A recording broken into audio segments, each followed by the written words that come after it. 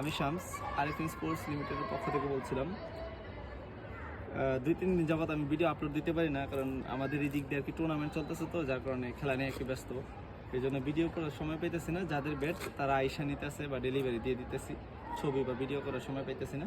তো আজকে যাদের ব্যাটগুলো ডেলিভারি যাবে তাদেরগুলো ভিডিও করতেছি। এটা একটা ব্যাট, এটা যাবে দাউদকান্দিতে। সাকিব ভাই দাউদকান্দি থেকে এই ব্যাটটা নিবে। তো এই ব্যাটের ওজন হলো 975 গ্রামের মতো হবে। 975 গ্রাম, 75 গ্রাম ছিল না, 975 গ্রাম। এই ব্যাটের শেপটা যদি আমি একটু দেখাই, দেখেন ব্যাটের শেপ, তারপর ব্যাটের কার্ভটা যদি দেখেন।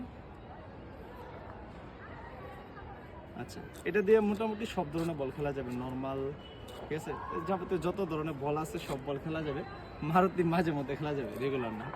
তবে বুম বল, টেনিস বল অনেকে আছে একটু ভারী করে খেলায়, ওরাও খেলতে পারে, কোনো সমস্যা নেই। আমি যদি ব্যাটের আওয়াজটা দেখেন, ঠিক আছে, খুবই ভালো মানে কাঠ। আর তলার মধ্যে আমাদের টো গার্ড দেওয়া আছে, ব্যাটের টো গার্ড। আর গ্রিপের মধ্যে আমরা যে গ্রিপটা ইউজ করি এটা হলো খাওয়াজা স্পোর্টসের গ্রিপ। ফেস গ্রিপের মধ্যে মোটামুটি এটাই সবচেয়ে ভালো গ্রিপ, এর থেকে ভালো গ্রিপ হয় না আর কি। খালি হাতে খেলার জন্য এটাই সবচেয়ে বেস্ট আমার মনে হয়। যারা খালি হাতে খেলেন তারা এই ধরনের গ্রিপগুলো ইউজ করতে পারেন।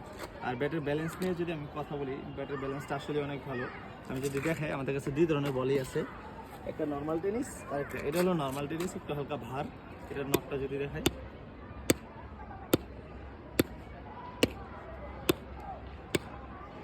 আচ্ছা। আর এটা হলো ওই যে ডানলুপ বল, যেটা বলে ডানলুপ বল, এটার পাঁচটা যদি দেখেন।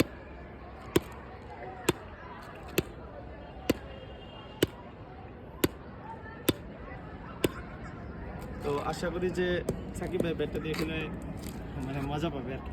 ব্যাট দলে মোটামুটি একটা ভাব আছে যে মারা যাবে, 6-4 ইজিলি খেলা যাবে আর কি। আর আমরা একটা জিনিস বলি যে মানে মোটামুটি ক্যাপ্টেন্সির জন্য সবচেয়ে কমফোর্ট ওয়েটটা আমার মতে 940 থেকে 980-এর মধ্যেই।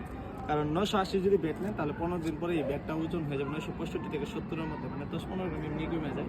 তখন মনে হয় কি ব্যাট অনেক হালকা হয়ে গেছে।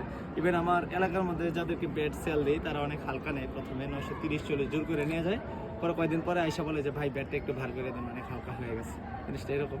তো আপনারা যদি 970-60 এরকম নেন এটাই পারফেক্ট হয়। 970-80-60 এটা নিলে 10-15 দিন পরে এমনি কমে যায়, তখন এবার এই জন্য 950 এসে পরে ব্যাট, তখন খেললে আরও বেশি ভালো লাগে, স্ট্রোক অনেক ভালো পাওয়া যায়। নতুন অবস্থায় স্ট্রোকটা একটু কম থাকে, কিন্তু তারপরও আমাদের ব্যাটগুলোতে নতুন অবস্থায় অনেক ভালো খেলা যায় আর কি, ম্যাচে খেলার জন্য উপযুক্ত থাকে। আর আপনার যত বেশি খেলবেন তত বেশি মানে স্ট্রোক ভালো পাবেন। আর শীতের টাইম তো এই জন্য দেখবেন আমরা এখন যে ব্যাটগুলো দিচ্ছি সবগুলোর মধ্যেই এরকম প্রোটেক্ট দেওয়া থাকে। কেন প্রোটেক্ট দেওয়া থাকে? কারণ যেন এই যে শিশিরের কোনায় যেন কাঠটাকে ভিজাইতে না পারে, ঠিক আছে। তো আপনারা যাদের ব্যাটের মধ্যে স্ট্রোক পেপার নাই তারা স্ট্রোক পেপার লাগাই নিতে পারেন, সেটা বেস্ট হবে আর কি শীতের জন্য। অন্তত শীত চলে গেলে তারপরে আপনি স্ট্রোক পেপার উঠায় নেন, কোনো সমস্যা। আসসালামু আলাইকুম।